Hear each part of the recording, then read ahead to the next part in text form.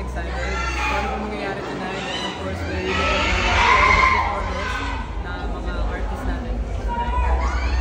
So, sa marami ng Wish Music Awards na dumaan, you've won a lot of awards na rin.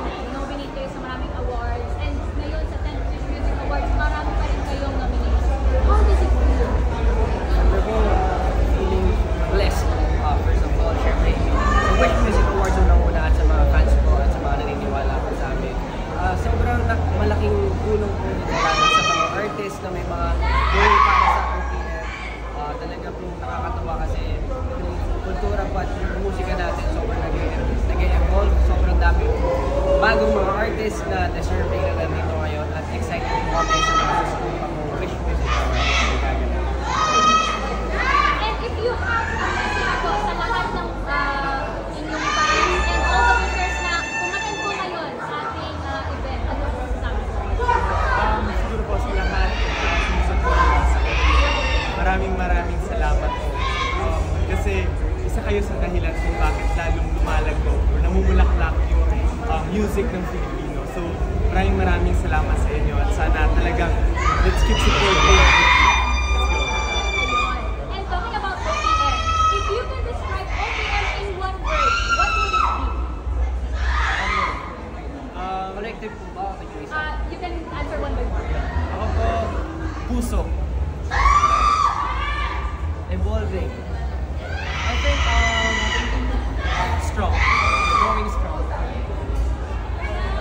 Thank you so much po and we're happy na part kayo ng 10th Wish Music Awards. Sana Thank you. mag-interview kayo. Thank you. Salamat sa atin. Thank you so much po. Expect ko interaction with other artists kasi yun naman po. Kasi mga ganitong klaseng event po, yun po yung time ng mga artists.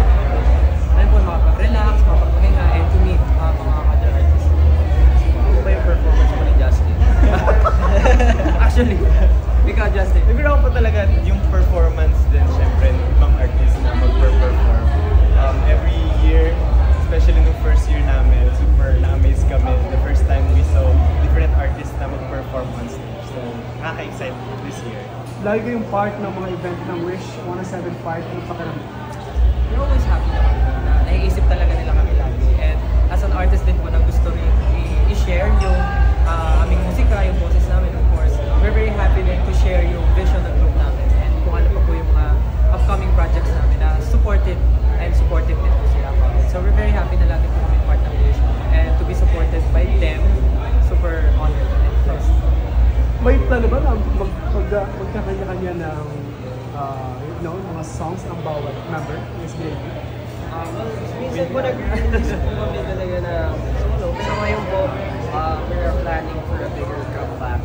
Sa matagal na nabangan. Siyempre, as a group, matagal na po namin siya pinaplano.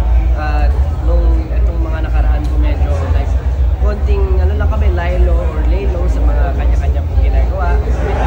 Pero this year po, we promise to have a stronger comeback. Your message to your fans?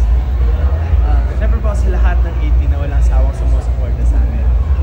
Maraming salamat. Alam niyo na we're very thankful.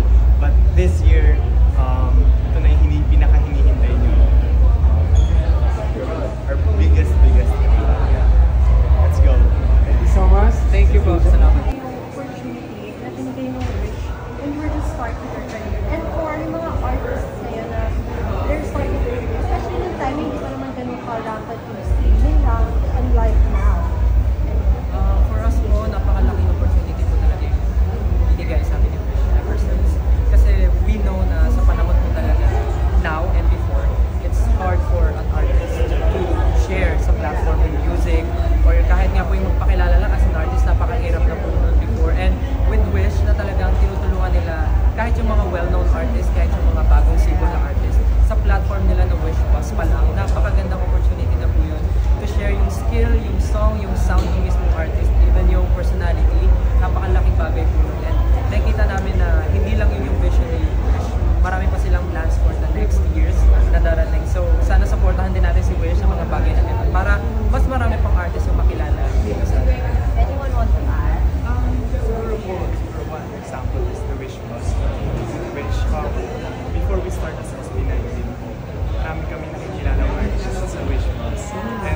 kami mismo, hiniling namin na makapag-perform sa Wish Pass. And for sure, our performances dun sa Wish Pass, marami siyang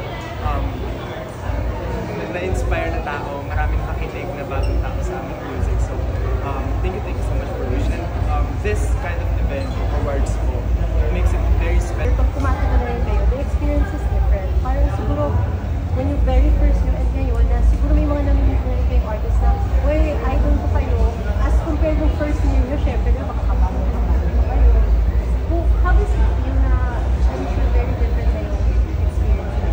It's more than the experience. I feel like the vision is very different from the beginning. Parang before inisip namin paano kami sisikat. But from the get-go, syempre, we already have this vision na gusto talaga namin makatulong, makaambag sa syempre sa industry, sa P-pop, sa OPM, at sa lahat ng nangyayari sa hip-hop at sa lahat. Kumbaga yung vision mo na yun talaga hanggang ngayon, mas tumitibay at mas lumalakas. At siguro, nag-iiba na. Gusto na namin magbuhin ng muli rather than just ourselves. Thank you so much. Just straight to the, read the question and then one answer. Guys, closer to yung... Wala pa. Okay. Okay, rolling and 3, 2, 1. So, okay. What if every wish was earned you one wish? What would you wish for right now? Mahirap. Sige, ikaw, anything na naisip. I just wish for the community, of course, the entire OPM to be stronger and mas marami pa tayong marating, nagsama-sama, at syempre marami tayong mas ma-inspire. Let's go. At siguro lang, makilala yung Filipino music all over the world. Eh, sana mas ma-appreciate pa natin lahat ng klase ng music. Hindi man yan overrated. Sana lahat supportahan natin. Wag po tayo mabili. Sana yun po. Alright, cut.